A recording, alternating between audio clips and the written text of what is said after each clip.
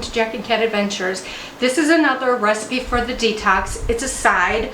It's steamed green beans, and you're going to need 1 tablespoon of olive oil, 3 handfuls of fresh green beans trimmed and cut, and 1 clove of garlic.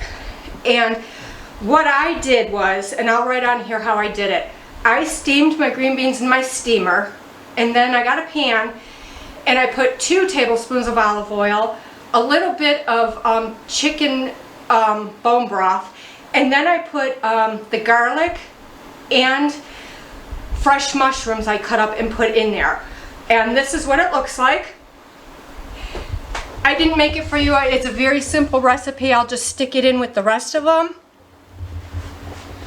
So please don't forget, subscribe, like, share, and comment. And remember, you do you.